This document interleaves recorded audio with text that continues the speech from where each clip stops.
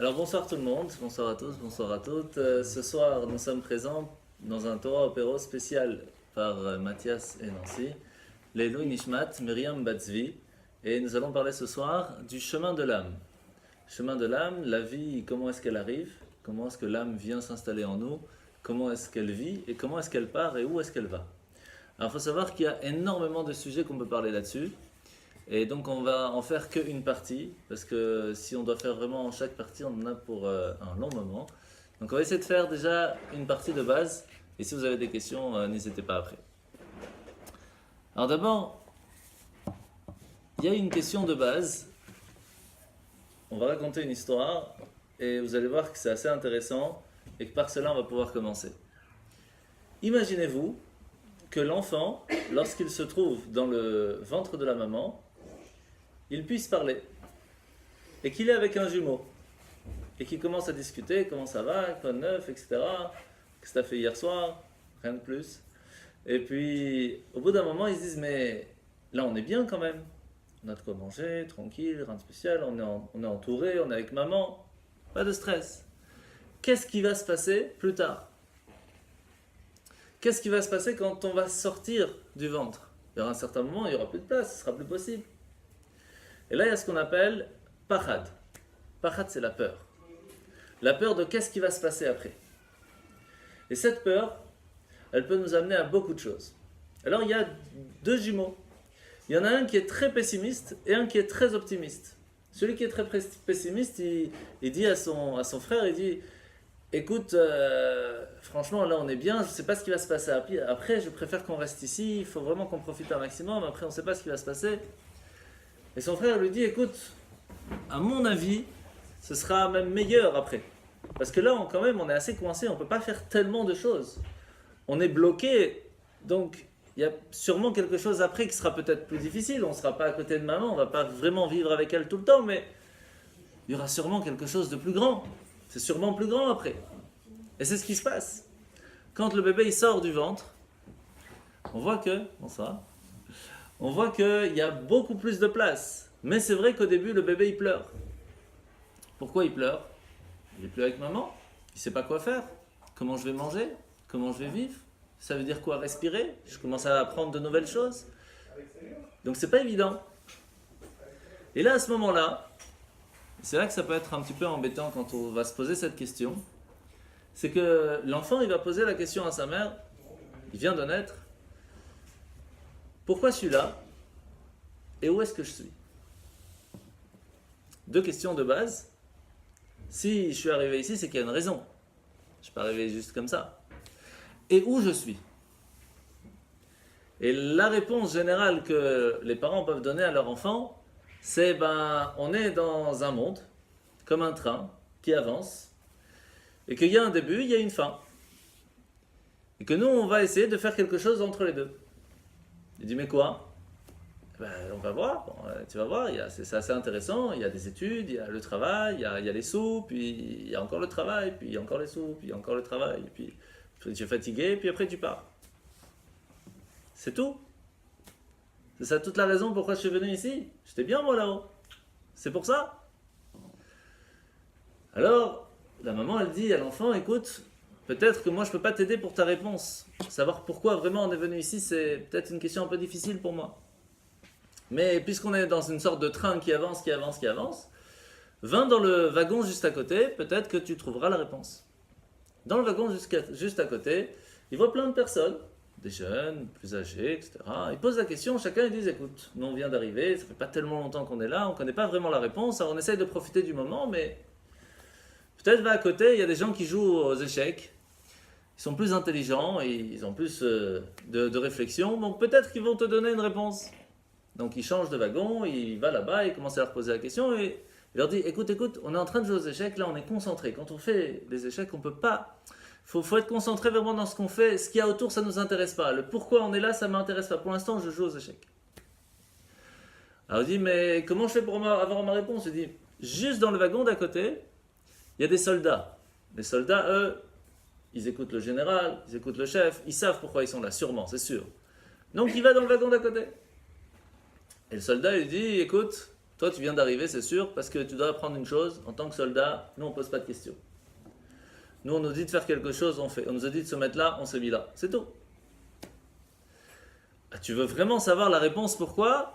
Il y a des personnes un peu plus âgées qui se trouvent dans le wagon juste à côté. Eux, ils ont l'expérience de la vie. Eux, peut-être, ils peuvent te donner une réponse. Et donc, il va dans le wagon juste à côté. Et là, les personnes âgées, il leur dit, mais pourquoi tu me poses cette question? Regarde comment c'est beau le paysage. Regarde comment c'est magnifique. On est bien. On a un petit verre, on a un petit bourra. On est tranquille. Profite du temps qui nous reste. Si vraiment tu veux savoir pourquoi tu es venu ici, peut-être demande au chauffeur. Lui, sûrement, il connaît le chemin. Et donc, il arrive au wagon chauffeur. Et là, il arrive devant une surprise. Parce que c'est marqué, ce train avance de façon automatique, sans chauffeur. Il n'a pas embêté. Et il voit le contrôleur. Alors il dit, monsieur le contrôleur, vous prenez les tickets, peut-être que vous savez un petit peu comment ça fonctionne ici. Il dit, bah, écoute, tout ce que je peux te dire, c'est que là où on va, il n'y a plus rien. C'est le néant. Alors, en fin de compte, la question se pose. Pourquoi on est là? À quoi ça sert? Pourquoi on est venu? Et où on va? Donc c'est une question qui n'est pas facile. Sur ça, on va essayer de voir quelques petites choses. La première chose, quand est-ce qu'on parle de la vie dans la Torah et quand est-ce qu'on parle de la mort? Tout au début de la création du monde, Hachem va créer ce qu'on appelle la vie. Il va donner une place au monde, à donner la possibilité à des minéraux de vivre, d'exister, puis à des végétaux, puis à des animaux, et puis en fin de compte, le 6e jour de la création, à l'humain. Et comment est-ce qu'il va donner la vie à l'humain, à la différence des animaux? Il ne va pas le faire par la parole, mais il va le faire par le souffle. Il va insuffler la vie à Adam. Grande différence. La parole, c'est une création qui va sortir de la personne, qui n'a plus aucun rapport avec lui. Par contre, le souffle, quand on souffle dans un ballon, on se fatigue très vite. Pourquoi? Parce qu'on donne de son essence. C'est pas comme la parole où on peut dire plein de bêtises pendant 50 ans et ça ne nous fatigue pas. Mais par contre, le souffle, ça nous fatigue très vite parce qu'on donne de notre essence. Hachem, Dieu, a donné l'essence de lui-même à l'humain. Là va commencer la vie. Pourtant, le même jour de la création du monde, va arriver la mort. Le même jour où la vie est arrivée, la mort va arriver. Lorsque Adam il a été créé immortel. Et il va en fin de compte, avec sa femme, ils vont manger le fruit interdit de l'arbre de la connaissance. Et là, Hachem va lui dire, puisque le mal est rentré en toi, il n'est plus extérieur à toi, je ne peux plus te laisser vivre éternellement. Parce qu'à cause de cela, ça donnera de l'éternité au mal et ça, c'est pas possible. À partir de là, va devenir la mort. Est-ce que c'est bien ou c'est pas bien? Est-ce que c'est bien d'avoir créé la mort ou pas? Eh bien, on regarde dans Bereshit, quelque chose qu'on répète assez souvent. C'est écrit à la fin du 6e jour de la création. Voici que Dieu voit la création qu'il a faite, Veine, Tov Meod. Voici que c'était très bien. Comment c'est possible de dire que c'était très bien alors que Adam et Ève ils viennent de fauter? Plus que ça, Rashi nous dit sur place, quand il a dit Tov, il a créé le bon penchant. Quand il dit Meod, que c'était très bien, il a créé le mauvais penchant. Lorsqu'il a dit Tov, il a créé la vie. Lorsqu'il a dit Tov Meod, c'était très bien, il a créé la mort. Alors c'est bien ou c'est pas bien, on ne comprend plus là. Sur ça, on voit deux choses aussi assez contraires lorsqu'on parle de la vie de Yaakov. Yaakov, c'est écrit dans la parashat Vayechi, la dernière de Bereshit. Vayechi Yaakov, voici que Yaakov va vivre tant d'années, puis il va mourir. Mais Yaakov l'omet. Yaakov n'est pas mort. Il faut savoir. Il a été embaumé, enterré, et il n'est pas mort. Il y a un souci quelque part. Qu'est-ce que ça veut dire? Alors on va essayer de comprendre un petit peu comment ça fonctionne tout ça. Il y a des étapes, et il y a un but dans chaque chose. La première base, c'est que il y a beaucoup de sages dans l'histoire que lorsqu'ils sont arrivés un petit peu avant de partir de ce monde, ils pleuraient. Comme le Gaon de Vilna, le Chafetz Chaim, on va voir plusieurs. Et alors les élèves, ils leur disent, mais pourquoi vous pleurez? Vous savez très bien où vous allez arriver. Quel est le stress? Ils disent, mais on n'a pas de stress pour plus tard. On a le problème de maintenant. Maintenant, on a encore la possibilité de faire encore une mitzvah. On peut encore profiter pendant quelques secondes d'avoir sur nous le tzitzit kasher qui nous permettra de gagner encore un point dans le ciel lorsqu'on va arriver. Mais quand on partira, même le tzitzit on ne peut pas avoir sur nous, on coupe les fils. Quand on n'est plus là, quand l'âme et le corps ne sont plus attachés, on ne peut plus profiter de cette chance. Et rien que pour ça, c'est triste. C'est pour cela que même une personne qui va vous dire « moi je ne crois pas à la vie après la mort » ou la vie après la vie, tout est relatif. Vous verrez que généralement dans le monde, juif, non-juif, il n'y a pas de différence. Avant de partir, ils donnent aux institutions, ils donnent à Magen David Adom, ils donnent à des personnes qui sont dans le besoin. Mais pourquoi tu donnes de l'argent maintenant? Qu'est-ce que ça va te changer si après il n'y a pas de suite? Ça ne sert à rien. C'est ancré, c'est à l'intérieur de nous. Il y a quelque chose mais on ne sait pas quoi. Alors autant savoir. C'est pour ça que ce soir on va essayer de voir ensemble comment ça fonctionne.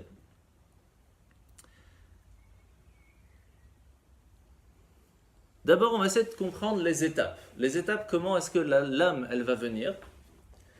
Et comment sont les étapes? Comment l'âme va partir?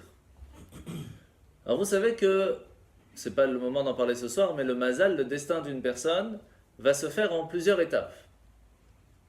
Et à partir du moment où la vie va commencer, entre guillemets, c'est là que le destin, la vie de la personne commence.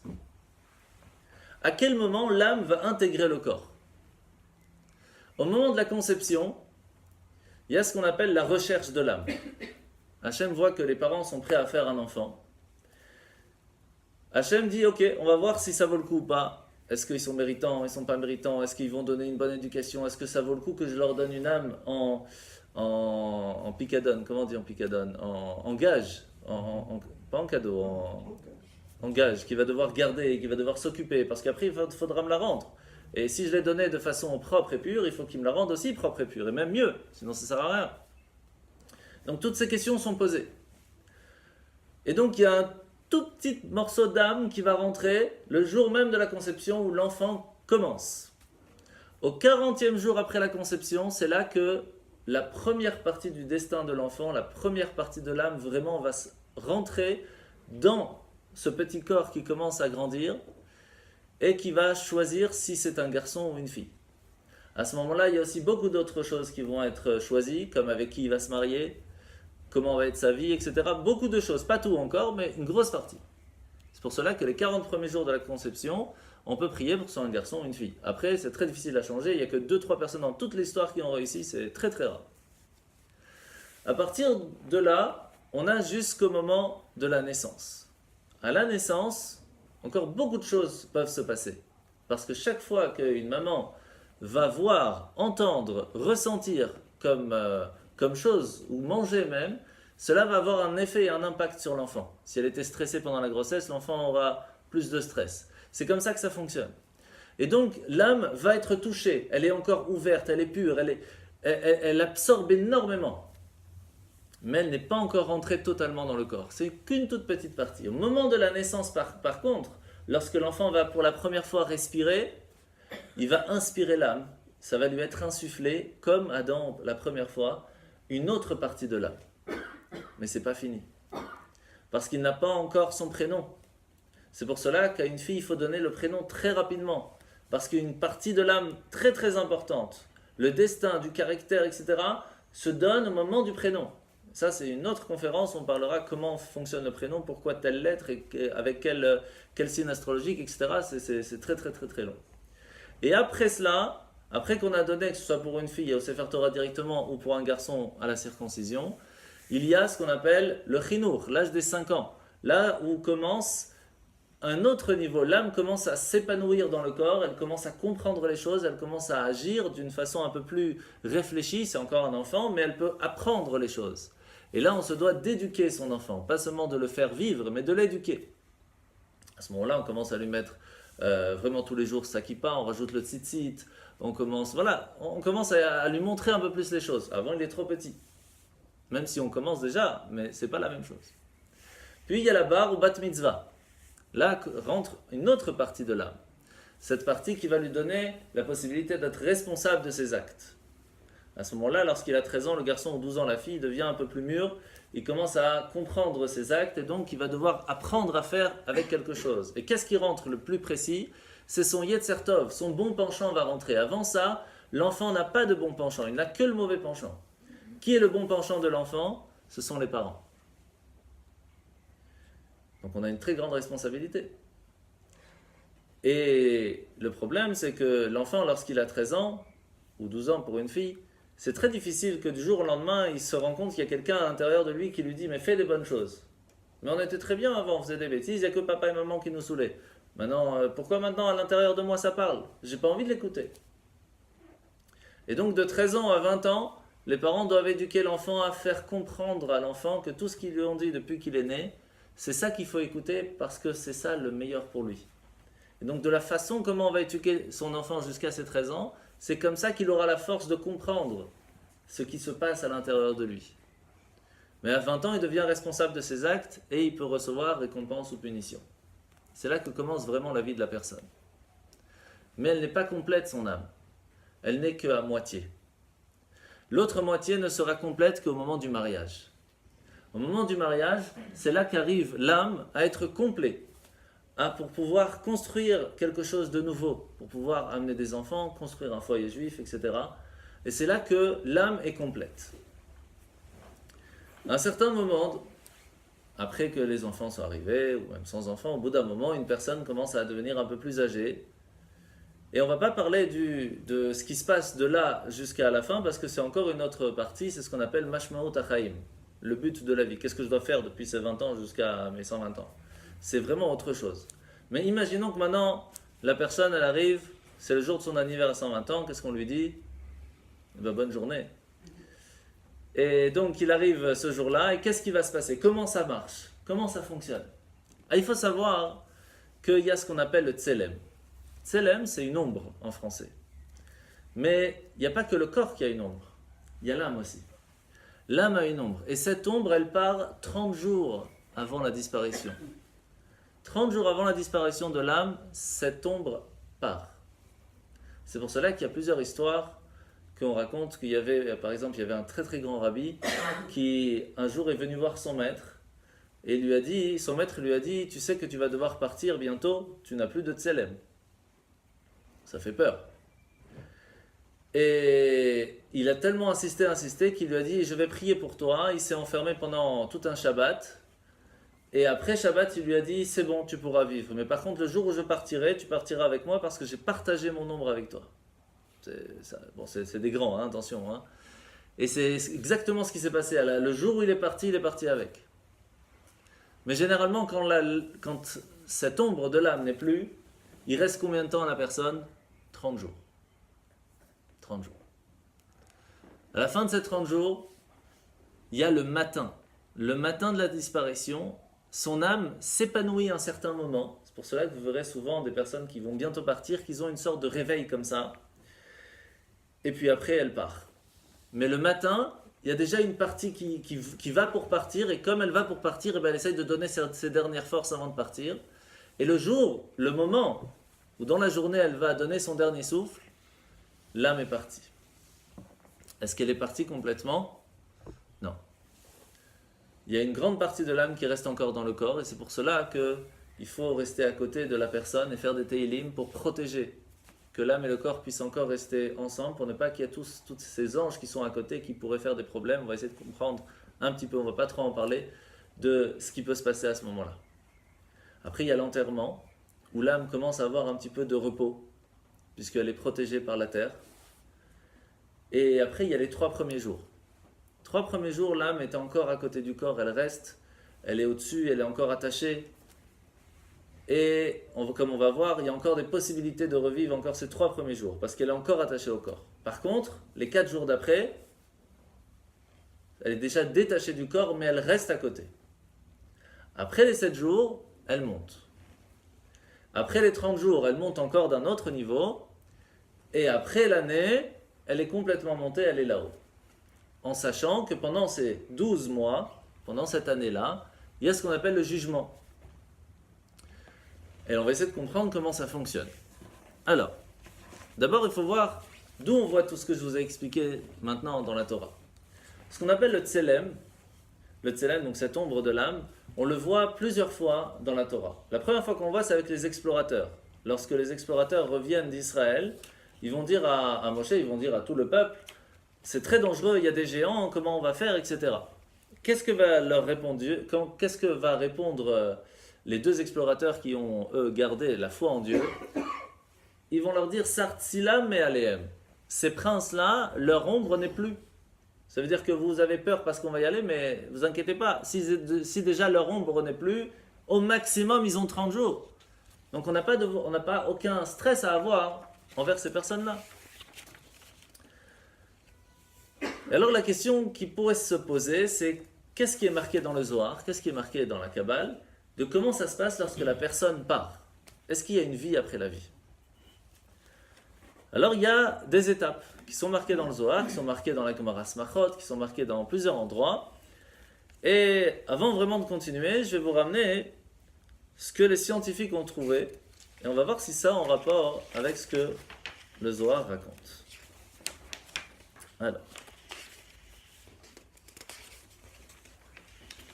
Je fais des recherches assez intéressantes. Vous allez voir. Alors d'abord, il faut savoir que dans les années 90, il y a le docteur Raymond Moody qui a, après avoir fait beaucoup de recherches, qui a dit il y a une vie après la vie. Et sur quoi il s'est basé? Sur de nombreuses recherches que une grande psychologue s'appelle Elisabeth Kubler-Ross a fait des recherches sur plus de 20 000 cas différents qui ont eu ce qu'on appelle une mort clinique, qui à un certain moment sont partis et puis sont revenus d'une certaine façon. Alors, quand c'est une personne qui raconte, ok, ça peut être une chose, peut-être elle a vu, peut-être elle invente, ok. Mais sur 20 000 cas différents. Et à la fin de son livre, elle dit que la fois où en fin de compte, elle a été sûre à 100% de ce qu'elle dit, c'est lorsque ça lui est arrivé à elle. Parce que dans sa vieillesse, elle a eu, elle-même, elle est partie cliniquement, et elle est revenue, elle a vu exactement ce que les autres racontent. Et on va voir si chez nous, dans la Torah, c'est marqué tout ça ou pas. Alors, je ne vous fais pas tous les détails, je vais vous donner les cinq étapes de base. La première, c'est que on sait que lorsque la personne, cliniquement, elle est partie, on peut revenir. C'est-à-dire que même lorsque la personne, elle est partie, elle n'est plus là, l'âme est toujours à côté, elle est toujours attachée, la preuve, c'est qu'elle peut revivre. La deuxième chose, c'est que tous ont vu une certaine lumière, une sorte de tunnel comme ça qui les a amenés vers une certaine lumière. Après, il y a la troisième chose, c'est qu'on leur montre toute leur vie, de façon très très rapide. La quatrième chose, c'est que leurs proches viennent les accueillir. Et la cinquième chose, c'est que l'âme voit et entend tout ce qui se passe à côté du corps tant qu'il n'est pas enterré, et même après les 3 premiers jours. Alors ça elle ne sait pas pour les 3 premiers jours après, mais en tout cas, parce qu'il n'est pas revenu après qu'il a été enterré, ça c'est marqué dans le Zohar, mais en tout cas, tant qu'il était encore sur la table d'opération ou autre, il voyait tout, et la preuve c'est que quand ils se sont réveillés, ils ont pu dire exactement ce qui s'est passé alors qu'ils étaient complètement pas là. Ça c'est ce que la science d'aujourd'hui, depuis les années 90, nous ont donné. Il faut savoir que dans la Torah, même sans passer par le Zohar, dans la Gemara, dans le Talmud, tout ça est marqué. Gemara Smachot, chapitre 8, c'est écrit clairement qu'on peut ressusciter dans les 3 jours. Parce qu'il y a une histoire avec une personne qui, après qu'elle était enterrée dans les 3 jours, eh bien elle a pu revenir et pendant 25 ans elle a vécu encore. Quelle a été la raison? Alors, il y a plusieurs, je ne vais pas tout vous donner ici, mais entre autres, on va voir qu'il y a une personne, il y a un enfant qui a prié pour que son père puisse revenir parce qu'il n'avait personne avec qui étudier la Torah, et rien que pour ça, il est revenu. Jusqu'à qu'il a pu grandir et après, il est reparti. Donc, il y a plein de fois dans la Torah, on voit que la vie ne s'arrête pas spécialement au dernier souffle. Elle n'est pas finie. La deuxième partie, on la voit dans le Zohar.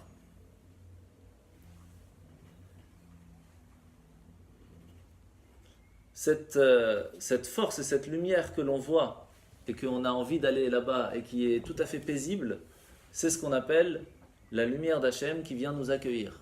Cette lumière de Ensof qui est sans limite et qui vient nous dire « ça y est, tu n'as plus les problèmes du corps, ton âme peut venir maintenant de façon plus paisible. » Après, bien sûr, il faut voir comment était la vie pour voir si ça va être paisible ou pas.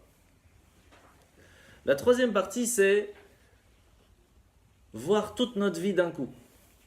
Alors, vous m'aurez dit ça il y a 50-60 ans, ça aurait été difficile à comprendre. Est-ce que ça peut exister un endroit où on peut stocker la vie de chacun? Aujourd'hui, il n'y a rien de compliqué. Un disque dur, avec une caméra qui est tout le temps chez la personne, télé-réalité, et c'est bon, vous êtes tranquille. Donc aujourd'hui, c'est pas si compliqué à comprendre. Eh bien, sachez qu'Hachem, il a des disques durs pour chacun d'entre nous, avec une caméra qui est fixée sur nous. Où qu'on soit, c'est enregistré. Ce qu'on pense, ce qu'on dit, ce qu'on fait, ce qu'on mange, où on va, pas de différence. Et ça, on va tout voir.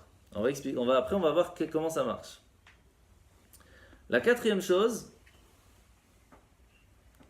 c'est toutes les histoires dans le Zohar, ou même dans les Mishnayot, dans les Gemarot, on voit que les sages ont été accueillis par d'autres sages en leur préparant leur siège dans le jardin d'Éden. Voici que Rabbi Akiva arrive et Rabbi Shimon Bar Yochai, et que tout le monde les accueille, et que tout le monde se pousse pour leur faire de la place. Donc on voit bien qu'il y a un endroit en haut où on est accueilli par nos proches pour pouvoir s'installer dans un monde différent. Et la cinquième, où c'est marqué dans la Talmud de Yebamot, dans Yerushalmi, à la page 16, que pendant les 3 premiers jours, l'âme entend tout, voit tout, et on peut leur parler et ils entendent tout. Pour cela qu'on peut parler avec les personnes disparues les 3 premiers jours, parce que pas seulement leur âme entend, même leur corps entend, ils sont encore attachés, d'une certaine façon. Après les 3 jours, c'est l'âme qui entend.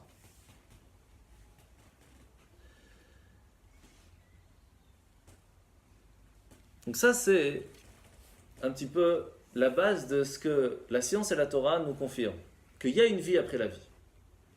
La question, bien sûr, c'est comment elle fonctionne. Est-ce qu'il y a des étapes là-haut? Alors d'abord, il faut savoir qu'il y a plusieurs choses dans ces étapes qu'on ne va pas parler, parce que ce serait trop long.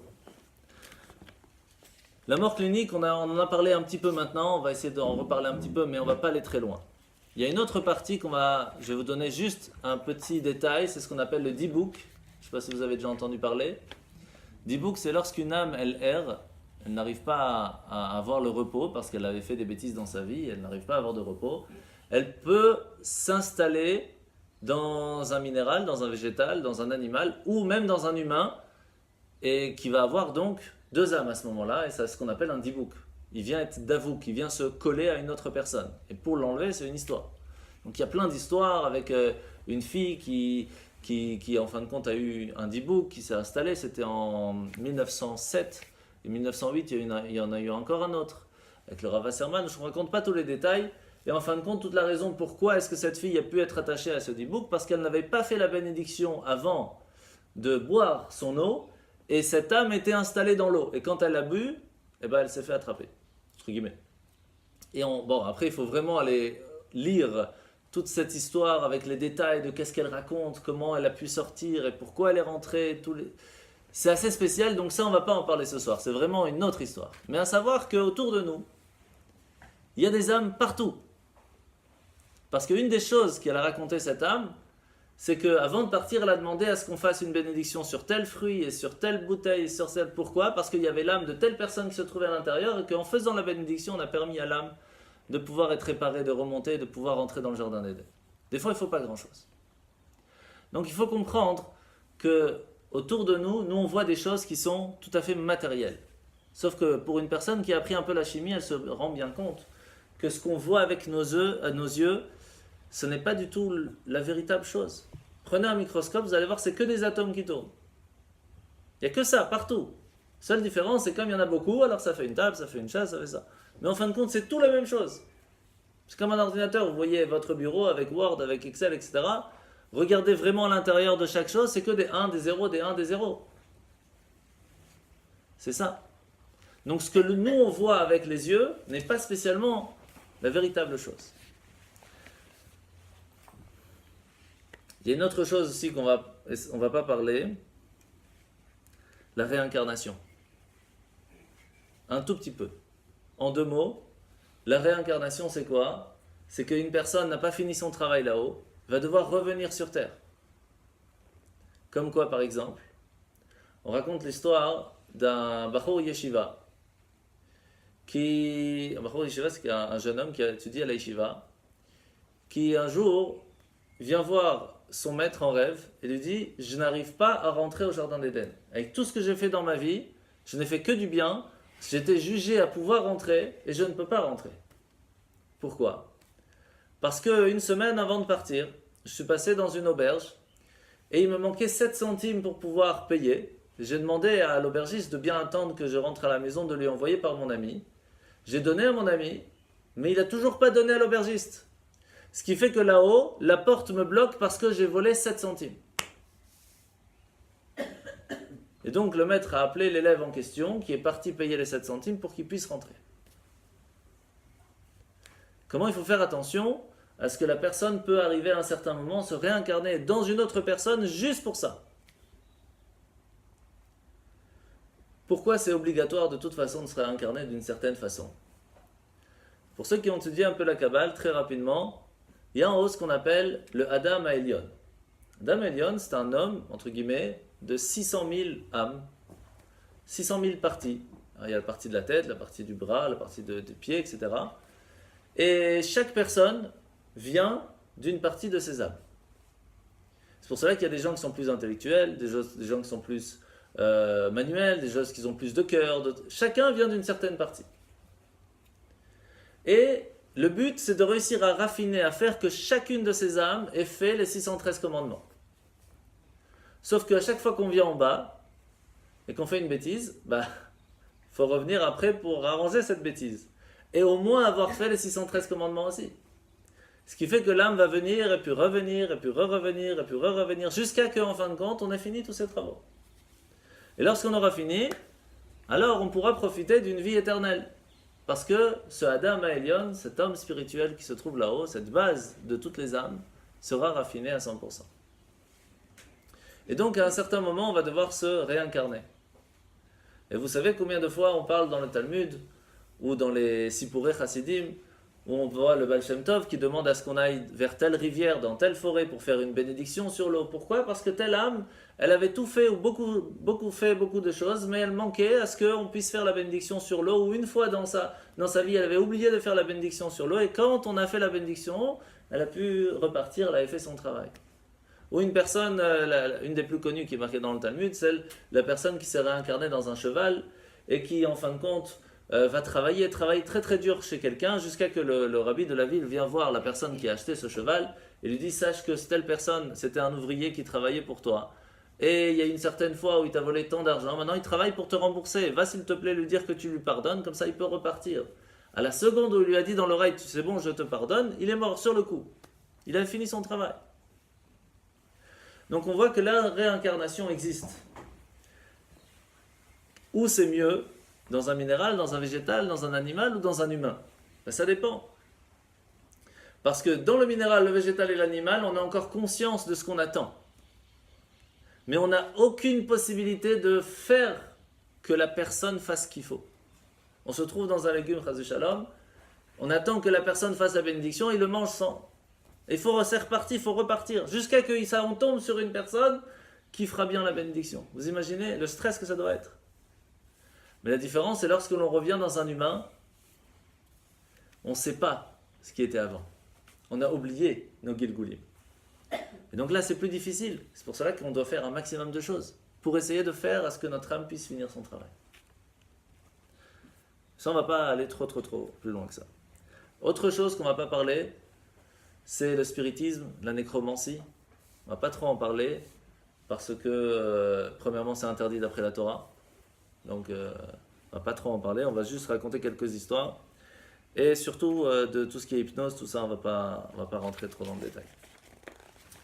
Alors, d'abord,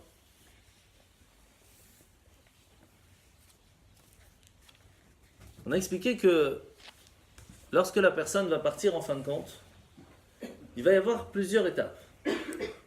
Et on voit qu'une des choses les plus importantes à faire, c'est ce qu'on appelle le Kaddish, que notre cher Mathias avec son frère ont fait tout à l'heure. Ça sert à quoi? Ça sert à quoi le Kaddish? Élever l'âme, protéger l'âme. La grandeur de Dieu. Ah, exact. Alors d'abord, il faut savoir que le Kaddish n'est pas une prière spécialement faite pour les personnes disparues. La traduction du Kaddish en soi, c'est que tu es grand Dieu, que tu es magnifique, que tu es extraordinaire, et tout le monde dit Amen. Amen qui veut dire oui, c'est vrai. Quel rapport avec les personnes disparues? En fait, lorsqu'une personne part, et la personne qui reste, elle dit maintenant que je suis dans la douleur, je remercie quand même Dieu de sa grandeur, de m'avoir fait et donné la possibilité de vivre avec cette personne, ça permet à l'âme de s'élever à un niveau plus grand et de le protéger de beaucoup de choses. Alors de quoi? D'abord, il faut savoir que un Kaddish peut déchirer 700 ans de malheur. Parce que le problème, c'est que ici, quand on parle en années, ça nous parle. Mais en haut, dans le ciel, ça ne marche pas de la même façon. Tout est spirituel. Vous connaissez cette blague de la personne qui vient voir Dieu, qui lui dit Dieu, c'est quoi pour toi 1 million? C'est la même chose. S'il te plaît, donne-moi 1 euro. Il dit attends une seconde. C'est la même chose. Qu'est-ce que c'est une seconde ici? Qu'est-ce que c'est une seconde là-haut? C'est pas la même chose. Et donc il faut savoir que, et c'est ce qu'on va parler un peu plus tard, comment ça se passe là-haut? Il y a des années qui peuvent passer une seconde ici, mais là-haut ça peut prendre très longtemps. Alors comment arranger tout ça?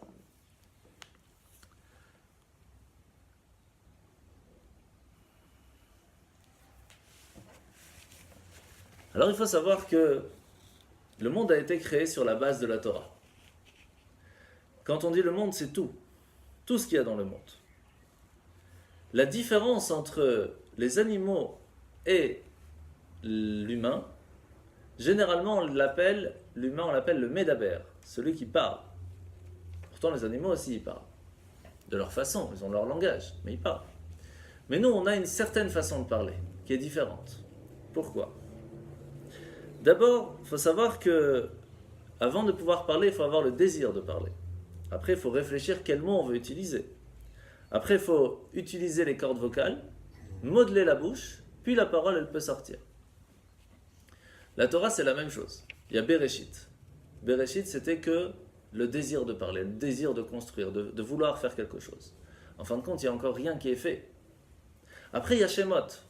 Shemot, c'est les noms. C'est encore dans l'idée, il n'y a encore rien de prêt, il n'y a encore rien de sorti. Et la preuve, c'est que quand on parle, regardez dans la paracha de Shemot, c'est intéressant que la paracha de Shemot qui veut dire les noms, il n'y a pas de nom dedans. Voici qu'il y a une personne de la famille de Lévi qui va se marier avec une femme de Lévi qui va avoir un enfant, et qu'il n'y a pas de nom. C'est qu'à la fin de la paracha qu'on dit c'est Moshe en fin de compte. Parce que c'est encore dans l'idée. C'est pas encore sorti, il n'y a pas encore eu de parole qui a été faite. Vaikra, ça, c'est la corde vocale, c'est le cri, Vaikra. C'est le cri, c'est les cordes vocales qui commencent à travailler. Bamidbar, ça c'est modulé, c'est le désert, c'est encore, c'est pas encore fait. Par contre, Devarim, la 5e partie, ça c'est la parole. Lorsque la parole a été faite, alors on peut commencer à faire quelque chose. Et à la fin de Devarim, qu'est-ce qu'on fait? On rentre en Israël. C'est là que commence la vraie vie. Mais, qu'est-ce qui se passe quand on sort d'Égypte? Qui c'est qui vient nous embêter? Amalek. Amalek qui vient et il dit, moi je ne veux pas qu'on puisse laisser le peuple juif tranquille. Je ne veux pas que le monde puisse penser qu'on peut avoir peur du peuple juif. Sachez que le peuple juif peut aussi ramasser. Et ils sont prêts à faire 3000 km pour pouvoir arriver, se battre contre nous en sachant qu'ils vont mourir et vers qui ils vont se battre. Que les personnes qui sont en dehors du camp, qui sont faibles, qui ne sont pas bien, ils ne vont pas se battre contre les soldats. Ça, c'est Amalek. Et c'est pour cela que chaque jour, on a l'obligation de se rappeler qu'il y a eu un peuple, et il y a encore jusqu'à aujourd'hui ce peuple de Amalek qui nous embête, qui n'est pas prêt à se battre contre l'armée, qui veut se battre contre les personnes les plus faibles. Et ils sont prêts à mourir pour ça. Pourquoi? Simplement pour montrer qu'on peut faire du mal à un juif. Eh bien, qu'est-ce qui se passe? Qu'est-ce qu'ils ont fait? Quand on parle de Amalek, vous verrez à la fin de la parasha d'Amalek, c'est écrit qu'il al yad al kessia. Le mot kissé, le trône céleste, il manque le aleph. Kes. Il y a pas, c'est pas kissé. Et le nom de Dieu, Yudke Vavke, il manque le Vavke. Il a coupé en deux, il n'y a que le Yudke. Al-Kes, Yudke. Quand Mashiach va venir, on pourra remettre le trône et Dieu à sa place. Comment on peut faire ça? Eh bien, quand on fait le Kaddish, on a la possibilité de le faire d'une certaine façon. On repousse toutes les parties d'Amalek qui embêtent la personne, qui embêtent la famille et surtout qui embêtent l'âme lorsqu'elle arrive là-haut. On a la possibilité de repousser tout ça. Comment ça fonctionne? D'abord, vous savez que quand le matin vous faites les brachot, les bénédictions du matin, tous les matins on remercie Hachem qui nous a donné la force de ne pas être fatigué. Quelle est la bénédiction? Baruch atah Hashem Elokeinu melech haolam hanoten la yaef koach. Comment on dit fatigué en hébreu? Ayef. Dans la bracha, dans la bénédiction du matin, on ne dit pas ayef, on dit yaef. C'est quoi la différence? C'est pas la personne qui est fatiguée. C'est le yud qui est fatigué. Yaef. C'est notre âme qui est fatiguée. On dit merci Hachem que notre âme n'est pas fatiguée, elle a encore l'envie de vivre, elle a encore envie de faire des bonnes choses. Comment faire pour avoir cette envie? Est-ce que tout le monde peut dire, moi le matin je me lève, j'ai envie de mettre les tefilines, j'ai envie de faire ma prière, j'ai envie de faire des bonnes choses? Ben, ne serait-ce que remercier Hachem en lui disant merci de m'avoir donné cette envie, c'est déjà énorme. Et cette envie se trouve dans notre âme, c'est ce yud.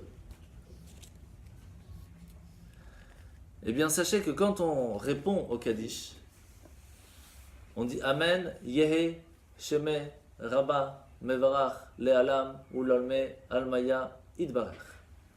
Il y a 8 mots.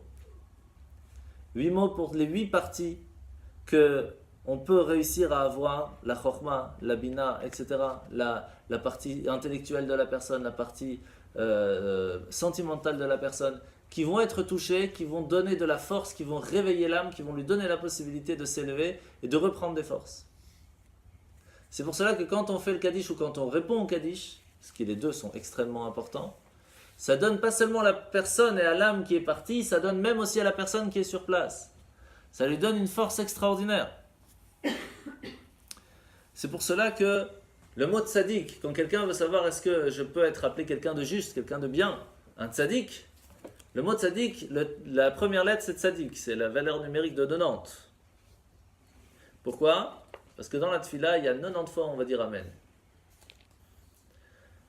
Le dalet de tzaddik, c'est 4. Il y a 4 kedusha. Le yud, c'est les 10 kaddish de la prière. Et le kouf à la fin, c'est 100, pour les 100 bénédictions qu'on doit faire chaque jour, qui a été institué par le roi David, qui permet en fin de compte d'enlever toutes les épidémies qui pourraient toucher le peuple. Lorsqu'une personne réussit à faire tout ça, elle sait qu'elle peut être appelée tzaddik. Ça va, on est bien barré, non? Si je fais venir à la Sénat de temps en temps, on fait ce qu'il faut. Sauf que c'est tous les jours, quoi. C'est ça qui est un peu galère. Alors la question qu'on va nous poser, c'est combien de temps on a été tzaddik dans notre vie? Alors déjà, la moitié on enlève puisqu'on dort. L'autre moitié on travaille. Sur les 3-4 heures qui nous restent, on essaye d'être un peu à la maison, sinon on se fait engueuler par madame. Donc il ne reste pas grand-chose. C'est pas évident. C'est pour cela que le Kaddish permet de faire énormément de choses. À savoir que chez les séfarades, on dit beaucoup plus de mots. On dit 28 mots. Et jusqu'à Leïla. Chez Ashkenaz, on préfère faire les 8, mais on le fait avec concentration. Qu'est-ce qui est mieux? Chacun fait avec sa coutume. Mais il faut savoir que le Kaddish, en fin de compte, la base du Kaddish, en tout cas, elle a 42 mots.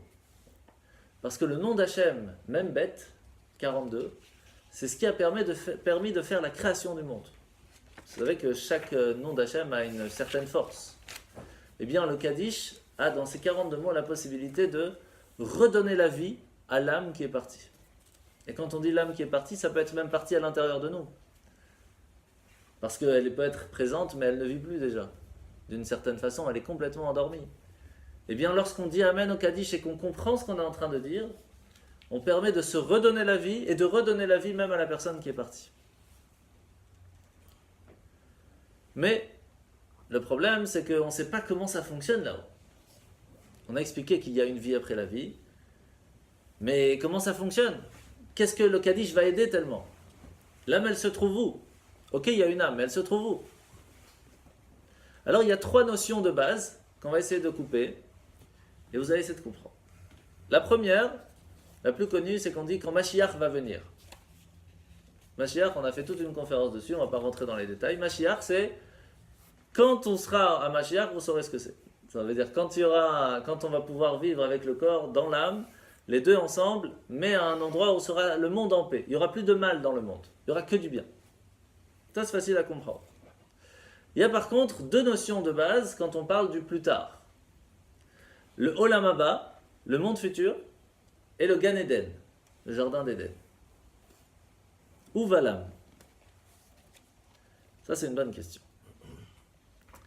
D'abord, il faut savoir que le Gan Eden, le jardin d'Éden, en réalité, c'est quelque chose de terrestre.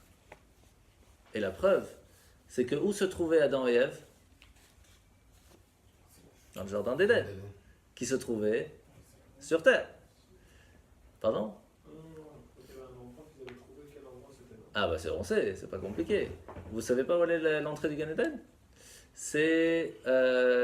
Vous savez qu'il y a la grotte de Marpella à Hebron. Et il y a 8 à 10 jours par an, on a la possibilité de rentrer dans la partie de Yitzhak et Rivka. Donc il y a Avraham et Sarah, il y a Yaakov et Léa, il y a Adam et Ève. Et il y a une partie qui est fermée, c'est que les musulmans qui peuvent être là-bas pendant toute l'année. Mais il y a 8-10 jours dans l'année où on peut rentrer dans cette partie-là. Et entre autres, il y a Shabbat Sarah. Moi j'étais là-bas les 2 ans là-bas, parce que c'est mon anniversaire, donc j'en ai profité.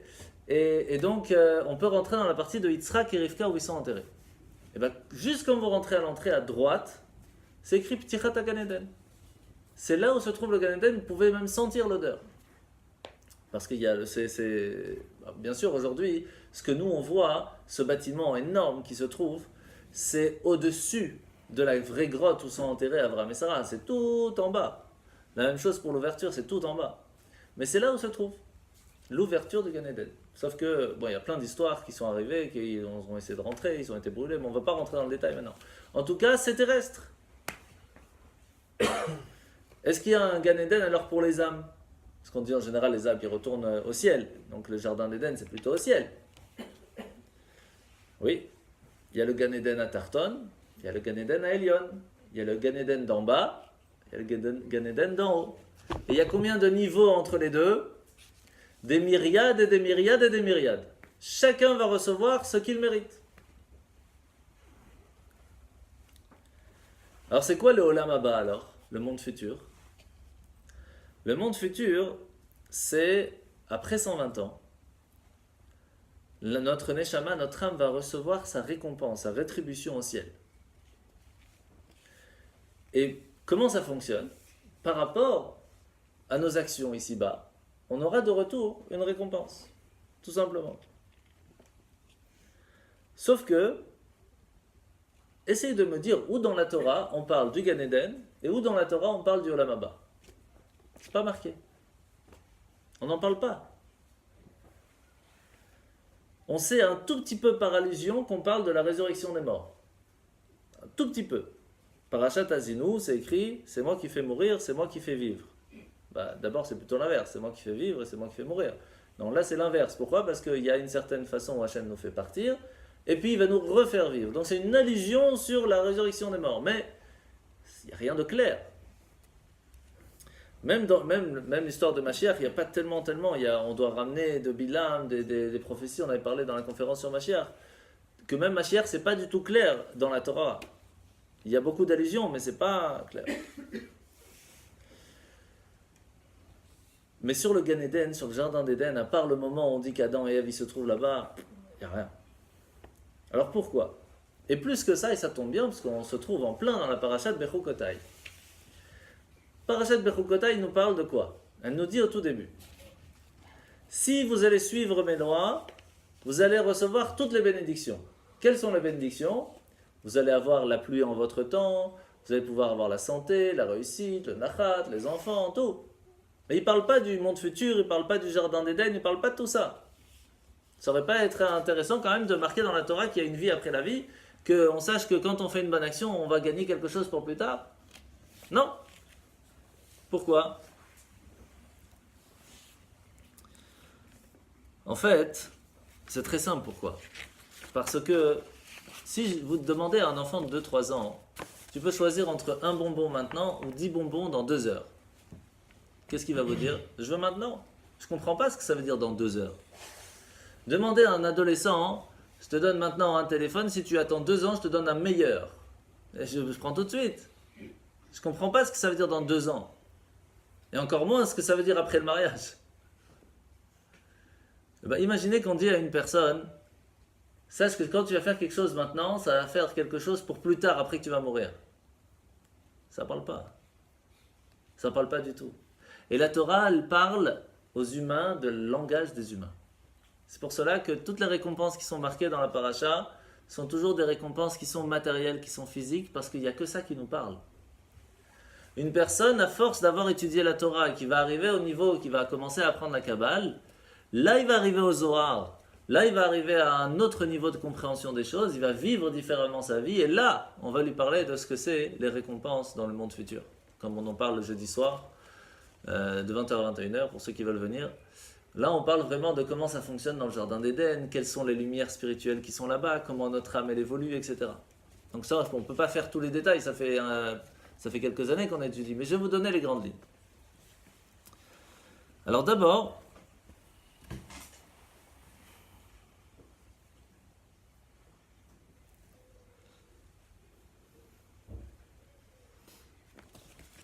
vous verrez dans la paracha quelque chose de très, très important à ne pas oublier, c'est que chaque fois que la Torah parle des bénédictions, il n'y a pas d'interruption.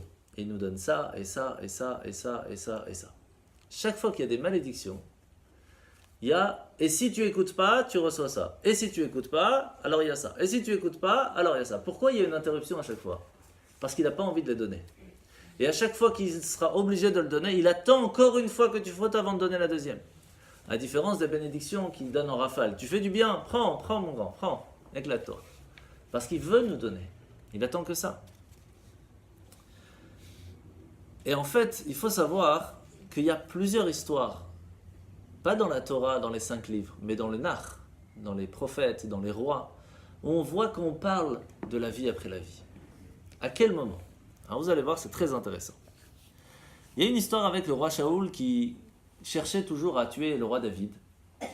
Et à un certain moment, il s'est sauvé chez Naval, qui était assez cupide et cruel, etc., qui va les renvoyer. La femme de Naval va aller chercher David pour demander pardon, on va lui donner de quoi manger, etc., va demander pardon pour son mari. Et qu'est-ce qu'il va dire à David? Écoutez bien la phrase, c'est assez intéressant. Il va le dire comme ça.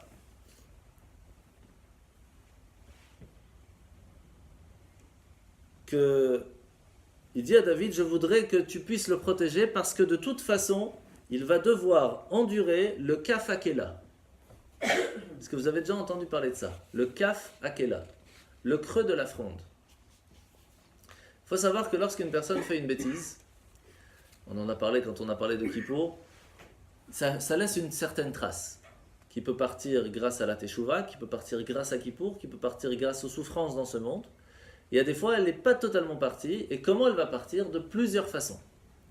Une des façons, c'est lorsque l'âme, elle se trouve encore à côté du corps, pendant les 3 ou les 4 jours d'après, ou encore les 30 jours, enfin, chacun à son niveau. Il y a une sorte de fronde où l'âme va tourner, ça va réussir à faire enlever ces taches qui pourraient être encore attachées à l'âme. Et ça fait tellement mal qu'il faudrait vraiment tout faire à ne pas devoir passer par ça. Ça, c'est la première fois où on voit, dans le texte clair, une des choses qui se passe lorsque l'âme est partie. Et il faut savoir que grâce à cette dame, qui s'appelait Abigail, on a sur les pierres tombales un mot que tout le monde met. Tav, Nun, Tzadik, Bet, He. Tehe, Nishmatot, Tzura, Betzra, Chaim. Qui veut dire que son âme soit reliée au faisceau de la vie. Ce faisceau de la vie, c'est ce qui permet à notre âme de continuer à vivre tout le temps, parce qu'on est toujours attaché à Hachem. Quoi qu'il se passe, même si on a coupé tous les ponts avec Hachem, ce faisceau restera à tout jamais. Et donc on rappelle sur la pierre tombale que cette âme, quoi qu'elle ait fait dans sa vie, elle aura toujours un lien avec Hachem. Et ça s'enlèvera jamais. Donc là, c'est vraiment la première allusion. La question, elle est, est-ce que maintenant, l'âme qui est partie, elle peut revenir à un certain moment, nous parler ou pas? Alors, vous vous rappelez que je vous ai dit qu'on n'allait pas parler du spiritisme, nécromancie, etc. Mais on en parle dans la Torah. On en parle dans l'histoire de Shaoul. Shaoul va avoir un moment très très peur, parce qu'il va devoir combattre les Philistins pour la dernière fois de sa vie. Et avant d'aller se combattre, il demandait toujours au prophète conseil. À quel moment partir? Est-ce qu'il faut y aller? Est-ce qu'il ne faut pas y aller? Faire des sacrifices à Hachem, etc. Et comme le prophète était déjà parti de ce monde, il va aller chercher une sorcière, une nécromancienne, pour lui demander de faire amener l'âme de Shmuel, le prophète Shmuel, pour lui demander conseil. Sauf que c'est interdit de faire ça. Et lorsque Shmuel va en fin de compte apparaître devant Shaoul, il va lui dire « Tu as fait une grosse erreur de m'avoir appelé. Et par cela, tu vas devoir choisir entre rester vivant mais dans la honte, ou mourir au combat en tant que héros. Et ça t'enlèvera toutes les fautes que tu as fait dans ta vie. » Et c'est ce qui va se passer. Il va partir avec ses enfants, avec une grosse partie du peuple d'Israël, faire une catastrophe, et c'est David qui va réussir en fin de compte à reprendre toute cette histoire. Donc là, c'est vraiment la fois où on voit clairement dans le texte qu'on peut parler avec les âmes qui sont parties. Mais que ce n'est pas des choses à faire, en tout cas pas avec la sorcellerie. Maintenant,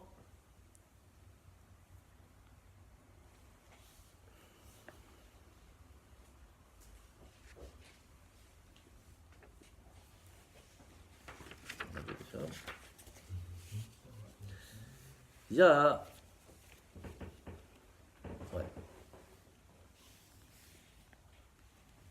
Il y a cette histoire très connue de Rabbi Levi Yitzhak de Berditchev, qui s'est passée il n'y a pas si longtemps que ça, qui raconte qu'une fois, c'était un petit peu avant la fête de Sukkot, et il n'avait pas de hétrog pour faire la fête de Sukkot. Alors ils s'étaient embêtés. Jusqu'au moment où ils ont trouvé un riche marchand qui était en train de repartir chez lui pour faire les fêtes, et il passait par la ville.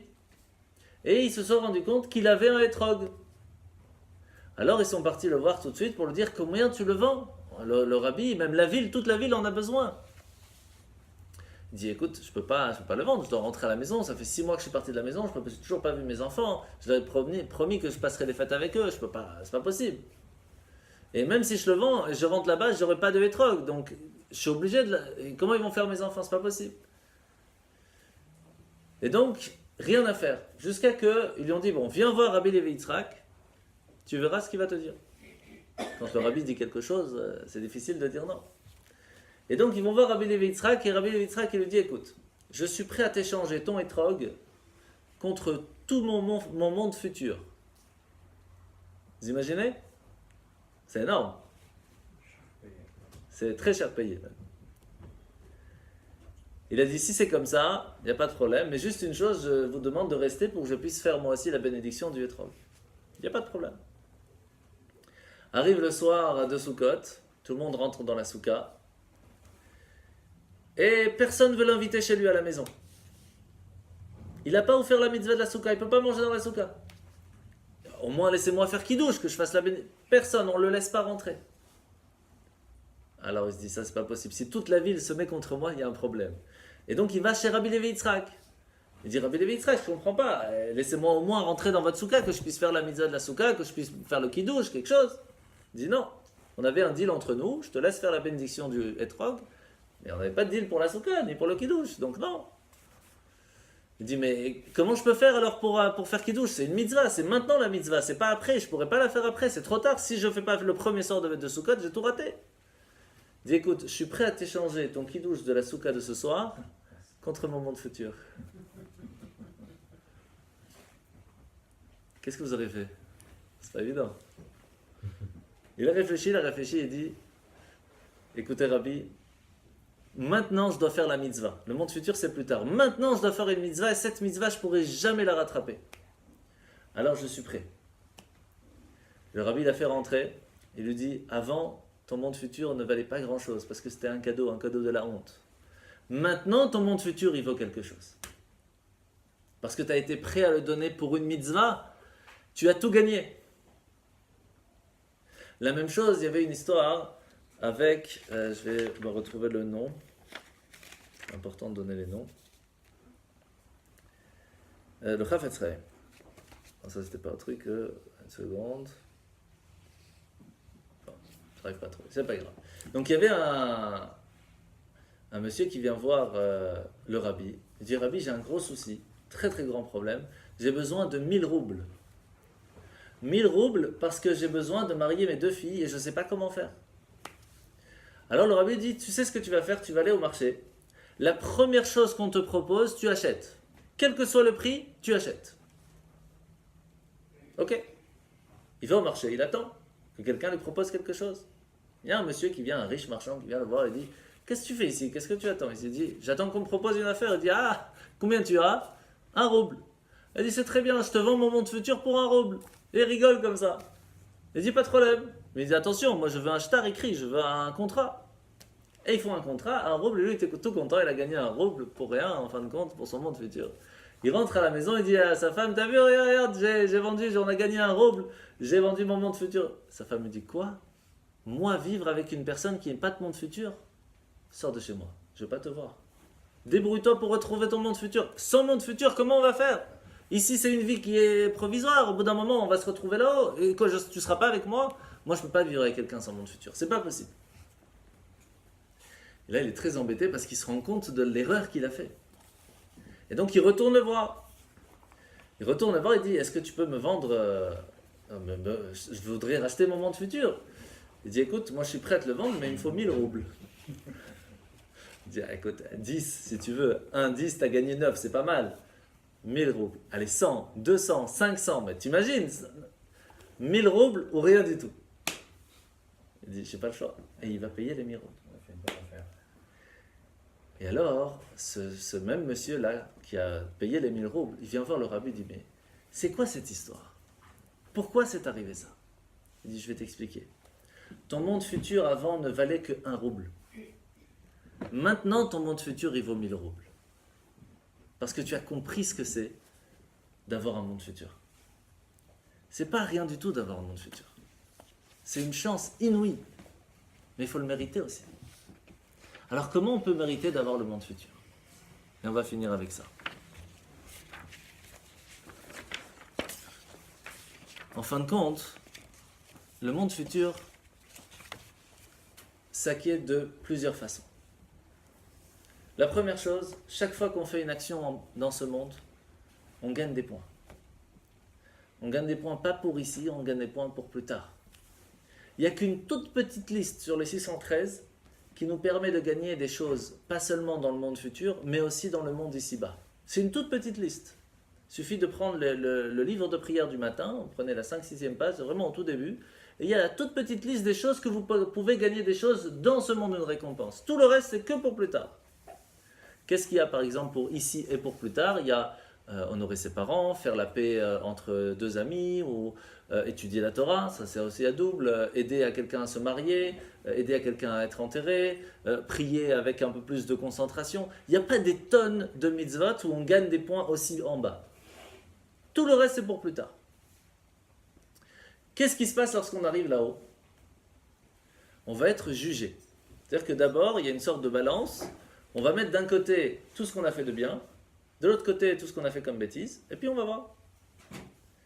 Sauf que même bonne action et bêtise peut être jugée d'une façon différente. Alors comment savoir si ce qu'on a fait c'est une bonne action ou pas? Eh bien, comme je vous ai dit tout à l'heure, Hachem va nous montrer toute notre vie. C'est exactement ce qui se passe. Il nous installe dans une sorte de cinéma surround où il nous montre toute notre vie. Et à chaque fois qu'il y a une bonne action qui se fait, il nous dit « Qu'est-ce que tu penses de cette action ?» Sauf qu'on ne sait pas que c'est nous. On n'est qu'une âme à ce moment-là. On ne sait pas de qui ça parle. Et donc, si on a l'habitude de juger les autres en voyant toujours le bien, en jugeant toujours le bien, on va juger la personne qu'on est en train de voir qui en fin de compte c'est nous, d'une bonne façon et on va se donner à soi-même des récompenses. À chaque fois qu'on va voir qu'on est en train de faire une bêtise, il va nous dire alors, qu'est-ce que tu en penses? Et si on a l'habitude de juger les gens durement, ben on va se ramasser tout seul. Alors que si on essaie toujours de trouver le bon chez les autres, on va se trouver soi-même du bien pour nous. Et après tout cela, le jugement pourra se faire dans la balance. Si on a moitié-moitié, ou s'il y a des choses qui sont assez bien, des choses un peu moins, il y a une partie de l'âme qui pourra rentrer directement dans le Gan Eden, dans le jardin d'Éden. Une partie qui n'est pas encore prête, et une partie qui n'a pas encore été agie du tout. La partie qui n'a pas du tout été utilisée, des fois c'est même pas de sa faute, c'était prévu que c'était pas possible, comme une personne qui naît dans un Israël, il n'a pas fait la partie Cohen, donc quoi qu'il se passe va devoir revenir chez un Cohen, ou alors elle est déjà venue chez un Cohen, ou chez un Lévi qui n'a pas pu faire le travail d'un Israël, et inversement. Donc il y a une certaine partie qui va devoir revenir quoi qu'il se passe. Mais la partie qui a été agie, qui a agi et qui n'a pas agi comme il le fallait, va peut-être devoir passer par ce qu'on appelle, comment on appelle ça? Le Gehinnom, l'enfer. Et il y a plusieurs sortes. Je ne peux pas vous donner tous les détails. Il y en a de feu, il y en a de glace. Pourquoi? Parce que tout simplement, lorsqu'une personne elle a utilisé son cœur avec beaucoup de feu et de chaleur pour faire une bêtise, ben, il va falloir mettre l'inverse pour pouvoir rattraper ce problème. Et donc on va mettre son âme dans une partie très très très froide de glace. Ça reste théorique, c'est spirituel tout ça, mais c'est pour essayer de comprendre. Pour pouvoir enlever cette chaleur qui n'était pas bien utilisée. Et inversement, quelqu'un qui avait un cœur de glace envers quelqu'un d'autre, qui n'a pas aidé, qui n'a pas été présent pour une autre, va devoir aller dans celui de feu, pour retrouver cette chaleur qui était manquante. Mais le problème, il est que quand on est en bas et qu'on souffre en bas, ça reste provisoire, ça reste que pour un certain temps. Quand on est en haut, ça prend beaucoup plus de temps à enlever cette tâche qui aurait pu être sur notre âme. Mais en fin de compte, ce qu'on est sûr, c'est qu'à un certain moment, l'âme est propre. Et elle peut rentrer totalement dans le jardin d'Éden. Donc ça, c'est déjà quelque chose qui est bon à savoir. Et donc, à partir du moment où on a compris tout ça, on sait que pas seulement il y a une vie ici-bas, qui est extrêmement importante, parce que les sages, quand ils vont partir de ce monde, ils pleurent. Pourquoi ils pleurent? Parce qu'ils n'ont plus la possibilité après de pouvoir faire une mitzvah. Parce que quand on fait une mitzvah en bas, ça vaut tout le monde futur. Dans le Maxime des Pères, c'est marqué. Yafé sha'achad v'tshuva u'ma'asim tovim ba'olam hazeh mikol chay olam haba. C'est mieux un petit moment de teshuva ou de bonnes actions dans ce monde que tout le monde futur. Parce que tout le monde futur, même avec tout ce qu'on peut passer, tout ce qu'on peut profiter, ça ne vaut pas une petite seconde de bonne action ici-bas. Ça même qu'on est en train d'étudier maintenant, ça vaut plus que des milliers d'années dans le monde futur, dans le jardin d'Éden. Vous imaginez? C'est extraordinaire. Donc il faut en profiter. Et donc on raconte cette histoire qu'il y a une âme qui est en train de monter et qui voit une âme qui est en train de descendre. Alors l'âme qui est en train de descendre, elle est encore un peu naïve, elle est contente, elle est bien, elle dit « Comment ça se passe en bas ?» Elle dit « Tu n'imagines pas, avec 5 petits sous, tu peux acheter des fils pour faire des tzitzit. » Il dit « Quoi ? 5 sous pour acheter des tzitzit? Tu n'imagines pas la lumière que ça fait là-haut ?» Il dit « Mais attends, déjà essaye d'avoir tes 5 sous et après ne les garde pas pour toi et achète des tzitzit. Tu verras la difficulté. » C'est ça la différence. Pourquoi on peut gagner toutes ces lumières? On a une certaine facilité, surtout dans notre génération. Par rapport aux générations précédentes qui avaient des difficultés avec les Cosaques, les problèmes, l'Inquisition, etc. On a la possibilité de vivre comme un juif. Il y a des galères, mais c'est beaucoup plus facile qu'avant. Donc vous imaginez pas tous les diamants qui se trouvent autour de nous qu'on a la possibilité de prendre, parce que quand c'est maintenant, on peut les utiliser. Après, c'est plus dur. Parce que ici, comme c'est difficile, alors on gagne des mérites. Et encore plus dans notre génération où la difficulté que Dieu se cache dans ce monde est beaucoup plus grande que dans les autres générations. Aujourd'hui, on n'a pas tous ces grands sages comme on avait avant qui faisaient des miracles tous les jours. On n'a plus tout ça. Et donc c'est très difficile de se dire oui, j'ai cette émouna, cette foi en la Torah et je fais à fond. C'est très dur. Et bien chaque fois qu'on prend sur soi, on dit je vais mettre les tefillin ce matin. J'ai pas envie, je vais les mettre. C'est là qu'on gagne pour 10 000 ans. On ne se rend même pas compte de ce qu'on veut dire quand on dit 10 000 ans, mais là-haut c'est énorme. Et donc, On a la possibilité dans notre monde maintenant de faire quelque chose d'extraordinaire. Mais lorsqu'on arrive là-haut, on aura un plaisir qui sera totalement différent du plaisir qu'on a en bas. Même le plus grand plaisir qu'une personne peut avoir en ce monde, en ce bas monde, il aura toujours envie d'avoir encore. Même si on a ce que vous voulez, on n'est jamais content. Et encore plus le peuple juif, tout le temps en train de râler. Encore, et pourquoi ci, et pourquoi ça? Et j'ai la manne, et j'ai les nuées qui me protègent, et j'ai pas besoin de laver mes habits, j'ai pas besoin de rien. Et pourquoi j'ai pas des légumes, pourquoi j'ai pas un peu de... Rien, on n'est jamais content. Sachez qu'il y a seule chose qui peut nous donner une certaine satisfaction, c'est le but même pourquoi on a été créé. C'est à ce moment-là, une personne dit, je vais dormir ce soir en sachant que j'ai passé une journée qui a été utile. À quel moment une personne peut dire ça avant de dormir? Pas quand il est parti au travail, quand il a aidé une autre personne. Quand une personne elle a aidé une autre personne, elle est bien. Pourquoi? Tout simplement parce qu'on le voit, c'est un peu comme ça que le monde a été créé. Quand on a besoin de nos parents. On n'est que bébé, on ne peut rien faire. C'est pas comme les animaux. Les animaux, ils peuvent vivre tout seuls très vite.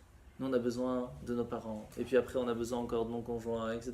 Et puis même quand on est âgé, on a besoin encore de quelqu'un. Et bien, de la même façon qu'on a tout le temps besoin de quelqu'un, il y a toujours quelqu'un qui a besoin de nous aussi.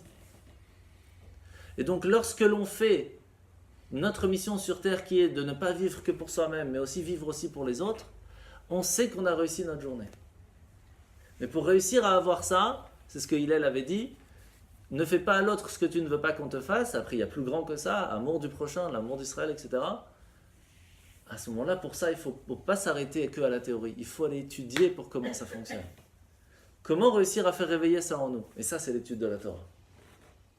Et lorsqu'on a l'étude de la Torah attachée avec l'amour du prochain, eh ben, on peut réussir à prendre tous les points qu'on peut réussir à avoir pour qu'en fin de compte, notre âme, lorsqu'elle arrive là-haut, ait tout ce qu'il faut pour pouvoir vivre de la meilleure façon. Hazak.